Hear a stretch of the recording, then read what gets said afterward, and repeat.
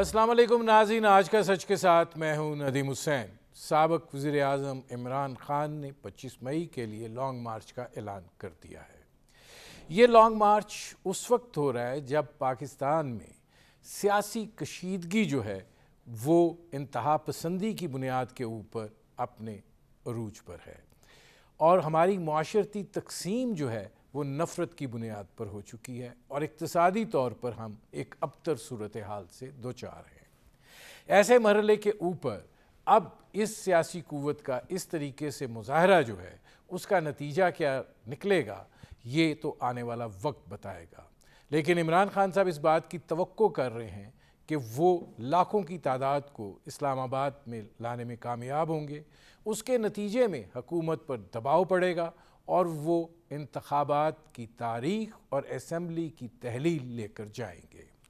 लेकिन दूसरी जानिब जो इस वक्त एक मखलूत हुकूमती निज़ाम है जिसकी सरबराही मुस्लिम लीग नवाज़ के सदर मियाँ नवाज़ शरीफ साहब कर रहे हैं, वो ये कह रहे हैं कि हुकूमत अपनी मियाद जो है वो पूरी करेगी, वो सख्त फ़ैसले करेगी, आवाम जो है उसको रिलीफ मुहैया करेगी और फिर वक्त आने पर जो है इंतखाबात में जाएगी।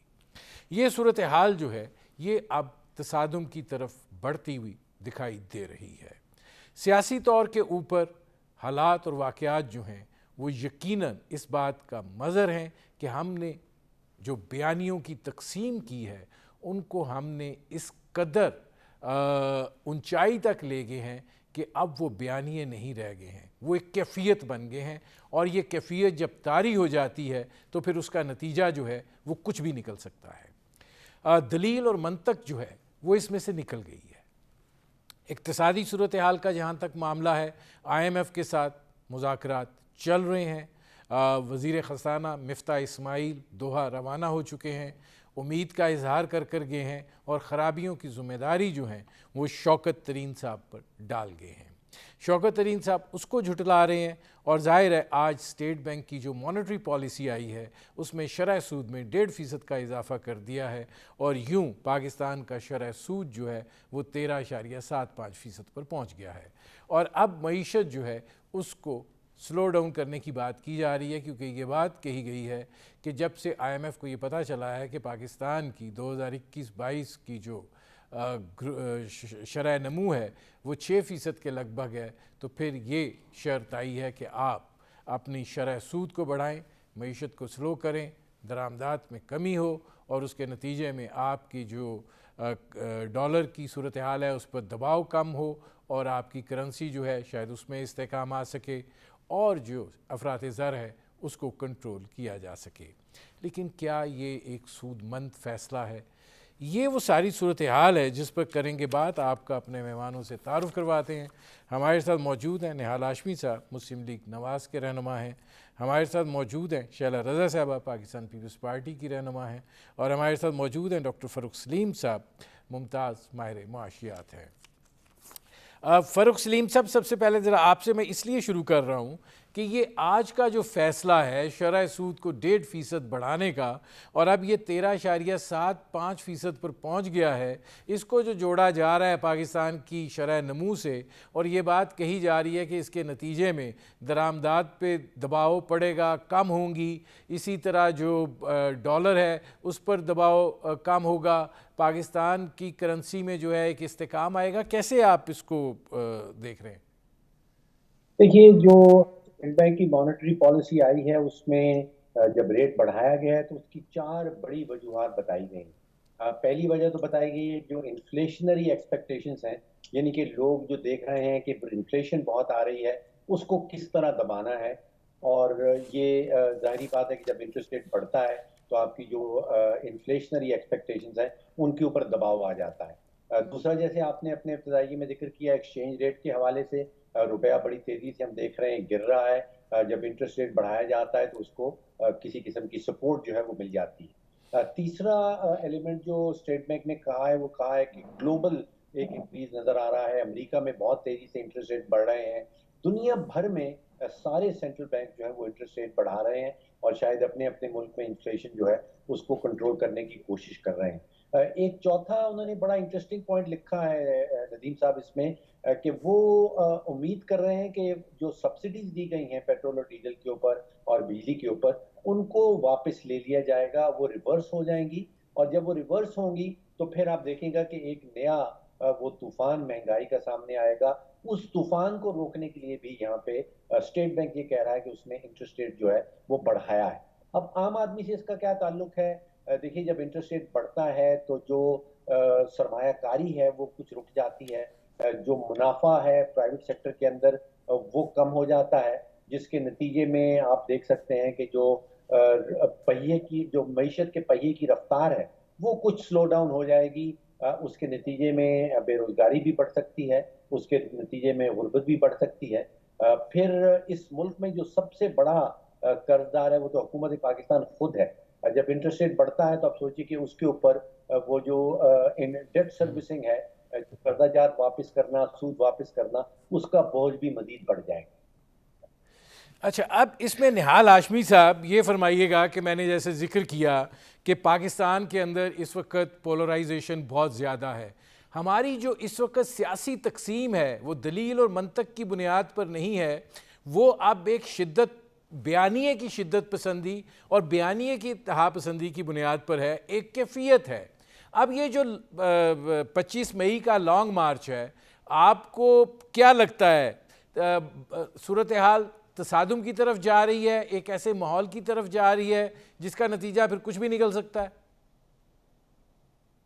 بسم اللہ الرحمن الرحیم۔ ندیم صاحب، ہم نے ماضی میں بھی بہت سارے لانگ مارچز کا مشاہدہ کیا، بہت سارے میں ہم خود شریک رہے، حصہ رہے۔ ایک خاص واضح سبجیکٹ کو لے کے ہمیشہ لانگ مارچ ہوتا ہے، حکومت کو جا کر کے عوامی مسائل سے آگاہ کیا جاتا ہے، عوام کی ضرورتوں سے آگاہ کیا جاتا ہے، عوام کی دلچسپی سے آگاہ کیا جاتا ہے۔ آپ نے دیکھا ہوگا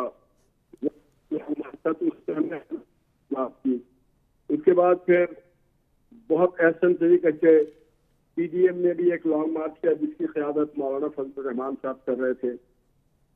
اس طرح کے لانگ مارچ جو ہوتا ہے، جو بتایا جاتا ہے، سمجھایا جاتا ہے، دکھایا جاتا ہے کہ یہ ہمارے اہداف ہیں اور یہ آپ غلط کام کر رہے ہیں، نہ کہیں پہ اس میں تشدد، نہ کوئی توڑ پھوڑ، نہ کوئی دھمکی، نہ کوئی انتہا پسندی، دلیل سے بات کی جاتی ہے، ڈائلاگ سے بات کی جاتی ہے، نہ یہ کہا جاتا ہے کہ یہ خونی مارچ ہوگا، نہ یہ کہا جاتا ہے کہ آگ لگا دیں گے، نہ یہ کہا جاتا ہے کہ ہم حکومت کو اور سسٹم کو پیرالائز کر دیں گے۔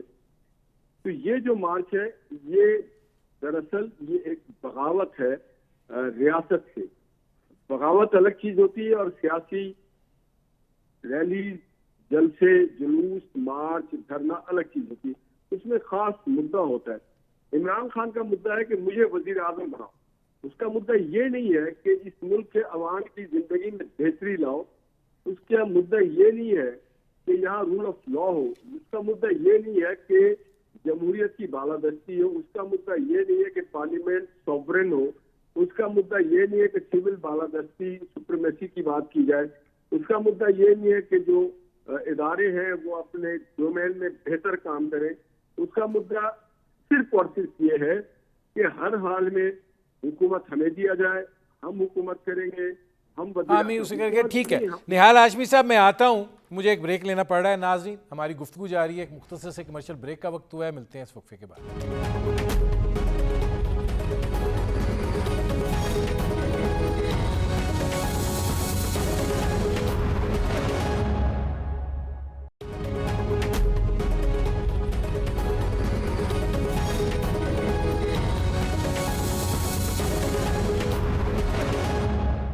Welcome back.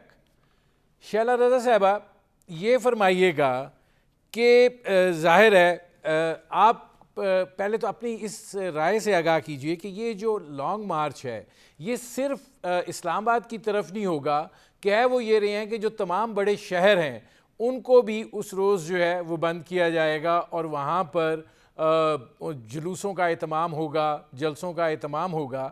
یہ آپ کو کیا لگ رہا ہے کہ آپ تصادم کی طرف جا رہے ہیں؟ یا آپ کو یہ لگتا ہے کہ اگر یہ صورتحال خرابی کی طرف چلی جاتی ہے تو پھر اس کا سیاسی حل تو نہیں نظر آ رہا؟ اچھا ندیم، دیکھیے یہ کسی بھی پولیٹیکل پارٹی کا ڈیموکریٹک رائٹ ہے کہ وہ آئین و قانون کے حد میں رہ کر اپنا ایک پروٹیسٹ جو ہے وہ رجسٹر کرائے، اپنی شو آف اسٹرینتھ کرے. تو طریقہ یہی ہوتا ہے. پاکستان کی تاریخ کا ایک طویل ترین آپ نے ابھی مارچ دیکھا ہوگا جو 27 فروری کو چیئرمین بلاول کی قیادت میں نکلا، اور دن دے دیے گئے تھے کہ اس دن یہاں سے گزرا جائے گا، یہ روڈ ہمیں چاہیے، اور وہاں سے گزرے. پھر یہ کہا گیا کہ اسلام آباد پہنچیں گے، اور اسلام آباد پہنچ کے جلسہ ہوگا اور مارچ ختم ہو جائے گا. چاہتے تو یہ کیا جا سکتا تھا کہ اس کی کوئی دو رائے نہیں ہے کہ ایک بہت بڑا مارچ تھا یہ، کہ ہم کہتے کہ ہم رکیں گے ایک دن اور ہمارے قافلے پہنچ رہے ہیں. نہیں، جو زبان دی گئی تھی کہ ہم یہ کریں گے وہاں پہنچے. وہاں آلریڈی کے پی، کشمیر اور نہیں اسلام شیلہ آباد رضا صاحبہ پنڈی کے یہاں پہ لوگ تھے. مختلف ہے. شیلہ رضا صاحبہ میں یہاں بات پہ وہ پوری یہ کر کہہ دوں رہے ہیں ندیم کہ بھائی. ہم بیٹھیں گے نہیں، میں بات اور پوری ہم کر آپ لوں. سے تاریخ لیں گے انتخابات کی، اور آپ کو اسمبلی تحلیل کرنا ہوگی. اب اگر کوئی بیٹھ کر عوام کے جو رائٹس ہیں، ہیومن رائٹس ہیں، ان کو ڈسٹرب کرتا ہے، کاروبار کو متاثر کرتا ہے، تو اب یہ کسی ایک پارٹی کی حکومت نہیں ہے کہ وہ کوئی فیصلہ نہ لے سکے. ہم فیصلہ لے چکے ہیں کہ آئین اور قانون کے حد میں جو بھی بات ہوگی وہ یہ کریں گے. کوئی معاملات زندگی کو جیم نہیں کر سکتا.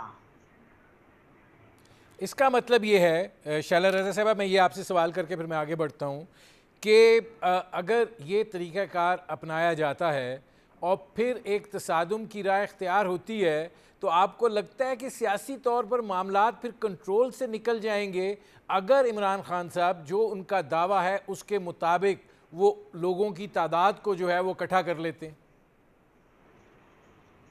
آپ بھی یہی ہیں، میں بھی یہی ہوں. کل کا دن بیچ میں ہے. آپ یہ پرسوں سمجھتی دیکھیں. ہیں کہ اتنی بڑی تعداد میں لوگ نہیں آئیں گے؟ ندیم بھائی دیکھیں، میں ایک ہی بار بات کہتی ہوں، اور وہ میں دوبارہ کہوں کیونکہ مجھے اسے کہنے میں بڑا مزہ آتا ہے. جب خان صاحب جو ہیں خان آف سبز باغ تھے، جب وہ لوگوں کو اچھی اچھی باتوں کے بھاشن دیتے تھے کہ 1 کروڑ نوکریاں اور 50 لاکھ گھر، اور میں قرضہ نہیں لوں گا، جو کہ انہوں نے پی ایم ایل این اور پی پی کی 10 سالہ گورنمنٹ کے برابر 3 سال 8 مہینے میں لے لیا. اور وہ کہتے تھے کہ میں خودکشی کر لوں گا اگر ایسا ہوا. تو جب ان کو سمپل میجورٹی نہیں ملی اور جب ان کی مانگے تانگے کی حکومت بنی، جو کہ خود ان کے لوگوں نے کہا کہ ہماری اسٹیبلشمنٹ سے گڑبڑ ہو گئی، اور ہم بھی یہی کہتے تھے کہ اسٹیبلشمنٹ ہٹ جائے یہ خود گر پڑیں گے.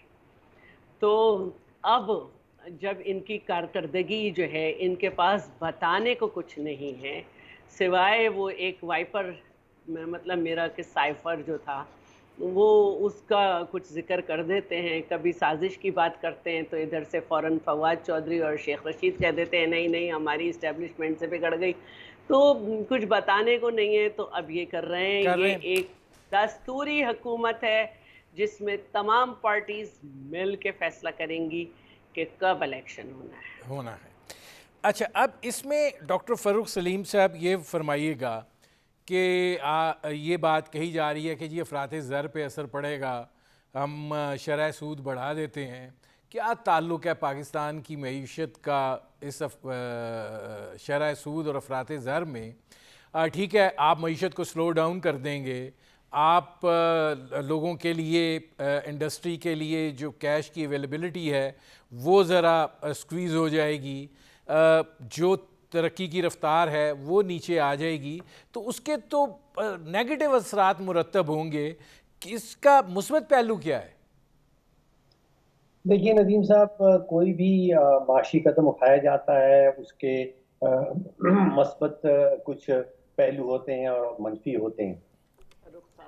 اس میں مثبت پہلو یہ نظر آ رہا ہے کہ انفلیشن ریٹ سے جنرلی کہا جاتا ہے کہ آپ کا جو شرح سود ہے وہ 1.5 سے 2% اوپر ہونا چاہیے، جس کو ہم اکنامک کی زبان میں کہتے ہیں کہ ریئل ریٹ آف انٹرسٹ کچھ ہونا چاہیے.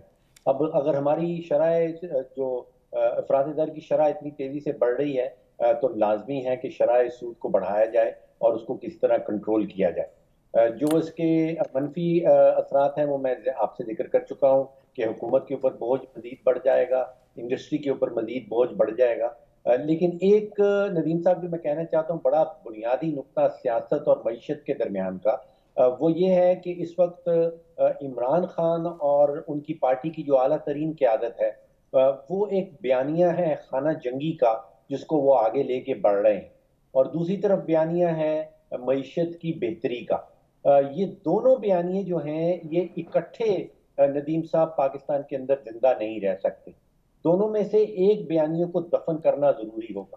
یا تو ڈاکٹر صاحب آپ سٹیٹسٹکس کے آدمی ہیں. میں نہال ہاشمی صاحب کی طرف جانے سے پہلے ذرا آپ کی یہ جو مہارت ہے اس سے ذرا استفادہ کرنا چاہتا ہوں. یہ فرمائیے گا کہ میں جو کوہاٹ کا جلسہ جس میں لائٹنگ پہ خان صاحب ناراض ہو گئے تھے, اس میں وہ لائٹنگ والے نے کہا کہ جناب میرا 65 لاکھ کا بل ہے. اگر ایک جلسے میں الیکٹریسٹی کا 65 لاکھ کا بل ہے تو یہ سارے جلسے اور ان کی جو ان کا انعقاد ہے اس پہ کتنا سرمایہ درکار ہوگا, اور آپ کو لگتا ہے کہ کوئی قوت جو ہے وہ سپورٹ کر رہی ہے کوئی اس سارے نظام کو چلانے میں؟ اور پھر اتنا بڑا لانگ مارچ, ظاہر ہے ٹرانسپورٹیشن انوالو ہے, بڑا کچھ انوالو ہے. دیکھیے ندیم صاحب, ایک تو یہ لانگ مارچ نہیں ہے. لانگ مارچ ایسوسیٹ کیا جاتا ہے وہ جو ماؤ زے دونگ نے اور چیون لائی نے چین میں شروع کیا تھا, اور اس کے پیچھے یہ ہوتا ہے کہ جو قیادت ہے وہ اپنے جلوس کو, جلسے کو, اپنے گروپ کو, اپنے گروہ کو لیڈ کرتی ہے. ایک شہر سے وہاں سے اکٹھا ہوتے ہیں لوگ, پھر وہ دوسرے شہر میں پہنچتے ہیں, پھر وہ تیسرے شہر میں پہنچتے ہیں. چین والی جو لانگ مارچ تھی وہ 1 سال اور 6 مہینے وہ کنٹینیو کیا تھا اس نے, اور 9000 کلومیٹر کا انہوں نے راستہ طے کیا. تو یہاں تو پشاور کوئی 170 کلومیٹر دور نہیں ہے, اور یہاں پہ ان کی قیادت جو ہے عمران خان صاحب کی وہ خود اس کو لیڈ بھی نہیں کر رہے ہیں. تو یہ لانگ مارچ نہیں ہے, اس کو شارٹ مارچ آپ ضرور کہہ سکتے ہیں. ان کا جو مطالبے ہیں کہ اسمبلی کو تحلیل کیا جائے اور الیکشن کی ڈیٹ دی جائے. دیکھیے پاکستان کی تاریخ گواہ ہے کہ ایک ہجوم کی مطالبے کے اوپر, ایک ہجوم کے زور کے اوپر یہ کبھی نہیں ہوا کہ کوئی حکومت الٹ گئی ہو. اگر آپ ہجوم اکٹھا کر لیتے ہیں اور وہ ہجوم یہ ڈیمانڈ کرتا ہے کہ جی اسمبلی تحلیل کی جائے, تو اس کی ڈیمانڈ کبھی آج تک پاکستان میں جو ہے پاکستان کی نہیں ہوئی. میں آتا ہوں ڈاکٹر صاحب. نہال ہاشمی صاحب یہ فرمائیے گا کہ حکمت عملی پھر کیا ہے؟ رانا ثناء اللہ صاحب بہت سخت باتیں کر رہے ہیں, لیکن اگر سیاسی طور پر ٹیکل کرنا ہے تو کیا آ کر بیٹھ جائیں, کوئی جگہ دے دی جائے, بیٹھے رہیں؟ لیکن اگر ہجوم اتنا زیادہ ہو جاتا ہے کہ جو کنٹرول میں نہیں ہوتا تو پھر اس کے نتیجے تو ٹھیک نہیں نکلے گا. ندیم بھائی دیکھیں, انہیں یاد ہونا چاہیے یہ لانگ مارچ تو ہے نہیں, اس کا نام آپ دے دیں ہلہ بول.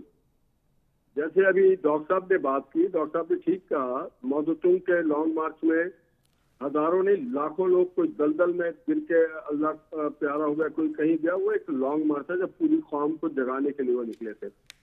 یہ تو ہلہ بول ہے.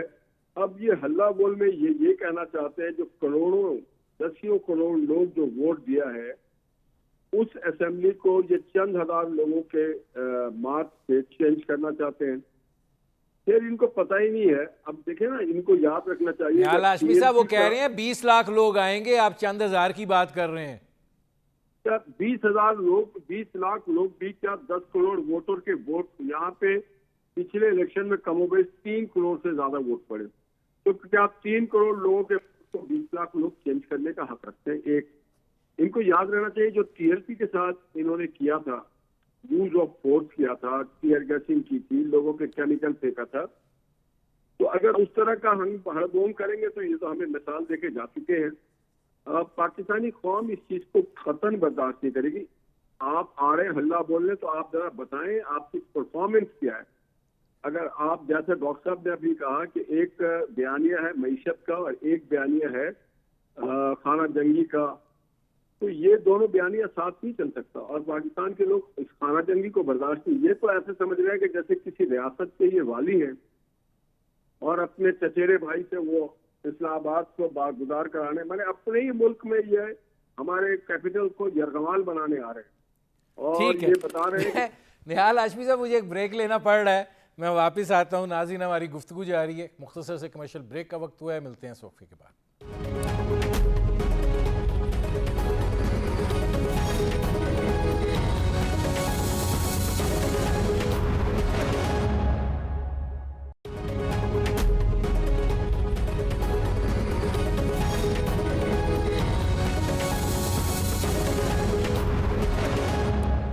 Welcome back.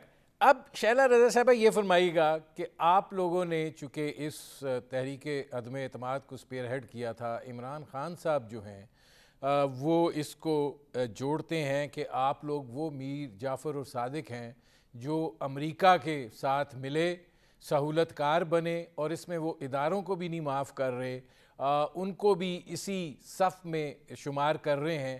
اور پہلی دفعہ یہ ہو رہا ہے کہ کوئی سیاسی لیڈر جو ہے وہ محمود و ایاز کو ایک ہی صف میں کھڑا کر رہا ہے. تو یہ جو صورتحال ہے، یہ آپ کیا دیکھ رہے ہیں کہ یہ ایک طرف سب ہیں اور ایک طرف عمران خان ہیں، اور وہ جو کہہ رہے ہیں میں تنہا جو ہوں، وہ اصول کی، وہ عوام کی، وہ ملک کی، وہ ریاست کی لڑائی لڑ رہے ہیں، اور آپ لوگ غلامی کی لڑائی لڑ رہے ہیں. جس نے تاریخ نہیں پڑھی وہ سویلین لیڈرز جو ہیں ان کو میر جعفر اور میر صادق کہہ کے اپنا کہیں بھی بات پہ داغ نہیں دھو سکتا. وہ سب جانتے ہیں کہ تاریخ میں کس کا کردار کیا ہے، کون کس پوسٹ پہ تھا، کس جگہ پہ تھا. تو یہ اب کہہ چکے ہیں کہ اللہ میاں نے کسی کو نیوٹرل نہیں پیدا کیا اور نیوٹرل جانور ہوتا ہے، اور اب کہہ رہے ہیں کہ آپ جانور ہی رہیں. تو ان کی عادت ہے بات کہنے کی اور اس سے ہٹ جانے کی، قدم بڑھانے کی اور یو ٹرن لینے کی. تو جو یہ اٹیک کر چکے ہیں اداروں پہ، جو بغاوتی ان کی حرکات ان کے لوگوں کی ہیں، اس میں ایک نتیجہ تو سامنے آ گیا کہ عالمگیر جن کو سب لوگ ڈھکن چور کہتے ہیں، خیر میں نہیں کہہ رہی، تو لیکن لوگوں نے ویڈیوز چلائی تھی تو اس وجہ سے ان کا نام مشہور ہو گیا ہے کراچی میں. تو ان کے اوپر مقدمہ بن چکا ہے بغاوت کا اور اداروں کے خلاف غلط الفاظ استعمال کرنے کا. یہ اگر صحیح وقت پہ نہیں، لیکن شیلہ پروسیکیوشن رضا صحیح صاحبہ کام بات کرتا پتہ کیا ہے تو پی ٹی اصل وی میں، حملہ شیلہ رضا صاحبہ ایک سیکنڈ میں بات پوری کر لوں. پی ٹی وی حملہ کیس کو جس طرح اس حکومت نے پی ٹی آئی کی خراب کیا تھا تو انہیں لگ پتہ جاتا اور یہ جملے نہ کہتے، ان کو اصل میں چسکا لگ گیا. اچھا شیلہ رضا صاحبہ، پرابلم یہ آ رہی ہے کہ چونکہ آپ لوگوں کی مخلوط حکومت ہے، جو سب سے بڑی کمزوری دکھائی دے رہی ہے وہ فیصلہ سازی کی ہے کہ آپ لوگ معیشت کا فیصلہ کرنا ہے، نہیں ہو رہا، سیاسی فیصلہ کرنا ہے، نہیں ہو رہا، حکمت عملی کیا بنانی ہے، نہیں ہو رہا. کبھی نون لیگ ملتی ہے، پھر پیپلز پارٹی ملتی ہے، پھر جے یو آئی ملتی ہے، پھر سارے ملتے ہیں، اور اسی کے اندر حالات پیچھے کی طرف جا رہے ہیں بجائے آگے بڑھنے کے.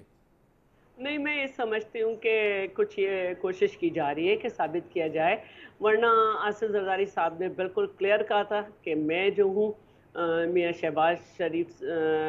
نواز شریف سے بات کر چکا ہوں اور حکومت خود مل کے طے کرے گی کہ کب الیکشن ہونا ہے. پھر اس کے بعد پرسوں بھی میاں شہباز شریف سے انہوں نے ملاقات کی، پھر کل مولانا فضل الرحمان نے بھی اس کا اعادہ کیا، اور مریم جو اورنگزیب ہیں جو کہ حکومت کی جو ہے انفارمیشن منسٹر ہیں، انہوں نے بھی یہی کہا کہ انتخابات وقت پہ ہوں گے. تو جو ایک کوشش کی جا رہی ہے کہ حکومتی بیانیے میں ڈویژن پیدا کی جائے، وہ غلط ہے. اگر کچھ پی ایم ایل این کے لوگ جو ہیں یہ رائے رکھتے ہیں کہ جلدی ہونی چاہیے، تو جمہوریت ہے یہ، وہ اپنی رائے رکھ سکتے ہیں، لیکن ان کے قائد کا مسئلہ ہے. اچھا اب اس میں نہال ہاشمی صاحب یہ فرمائیے گا کہ کیا آپ لوگ جو ہیں جلد انتخابات سے اب ہٹ گئے ہیں اور آپ اس پر آ گئے ہیں کہ اپنی مدت حکومت جو ہے وہ پوری کرے، اور آپ کو لگتا ہے کہ عمران خان جو دباؤ کریٹ کر رہے ہیں وہ آپ کو چین سے یہ مدت پوری کرنے دیں گے اور یہ ہو جائے گی؟ ندیم بھائی، عمران خان کوئی دباؤ کریٹ نہیں کر رہے ہیں. عمران خان ایک عجیب سا ماحول کر رہے ہیں، وہ گالی گلوچ کر رہے ہیں. آپ نے دیکھا ہوگا انہوں نے ملتان کے جلسے میں غالباً مریم بیوی کے شان میں اور عورتوں کے بارے میں عجیب و غریب باتیں کی. تو یہ تو ایک میڈنیس ہے. اداروں کے بارے میں عجیب و غریب بات کر رہے ہیں. یہ کوئی نہ کریٹ کریں, یہ تو ملک کے ایک بند گلی میں لے کے جا رہے ہیں, مجبور کر رہے ہیں کہ لوگ گھروں سے نکلیں اور ان کا احتساب کریں.